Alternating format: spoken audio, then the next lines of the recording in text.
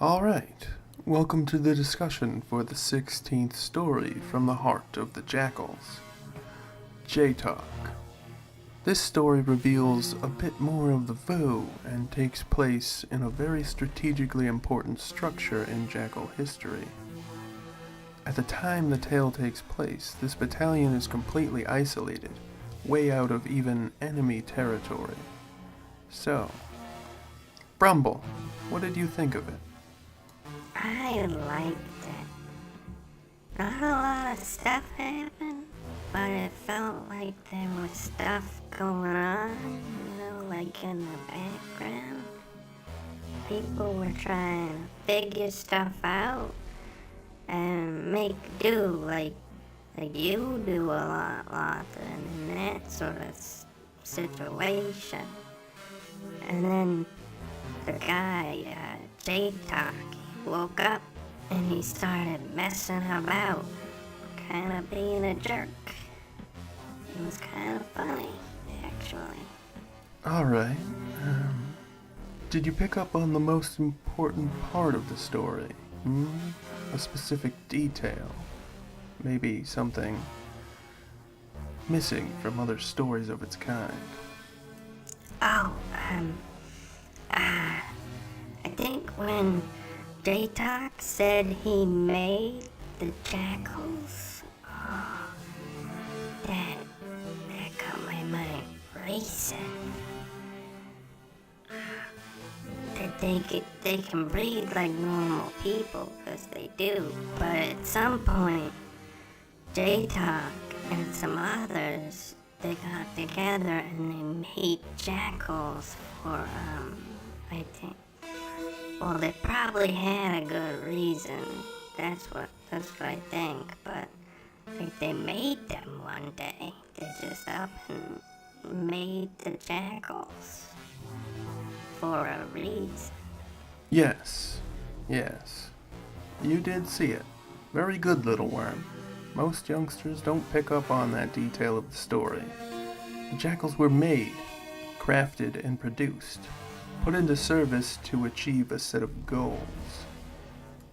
So, if J-tok isn't a boo, but he worked for them, can he be trusted? He acts weird, and he won't help the jackals with their stuff that he thinks they don't deserve. I don't get that. Is he okay?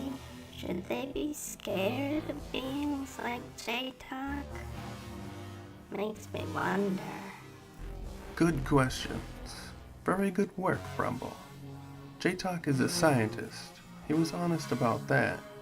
He will help those around him.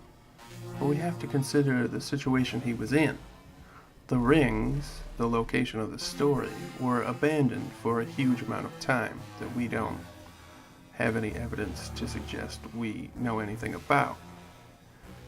And he was in storage. J-tok had a backup plan and it put him there in a robot body to survive a great calamity. As far as I know, he's the only being discovered this way from the time of the Vo, so it wasn't a shared plan, it was just something he came up with. Likely he broke rules to do this. Can someone who breaks rules to survive be trusted? I find the prospect doubtful.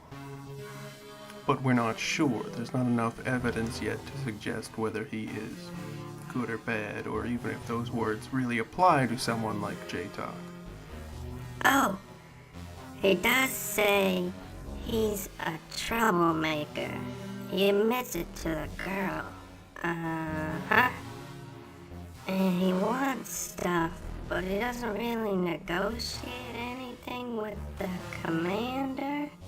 He just rewords what the other guy says and hopes no one notices. But I noticed. He just said the same stuff over again. And then made it sound like it was his idea. That's not saying new stuff, that's just being a jerk.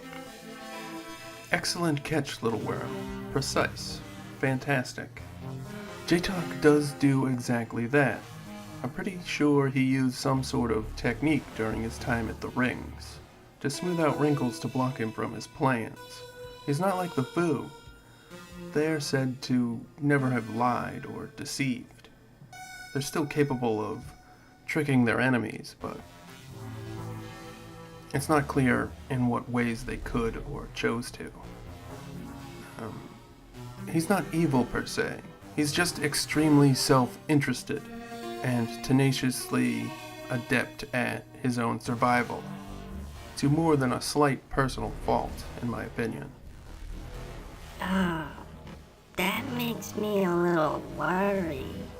Are all those people going to be okay? They'll do just fine, little worm.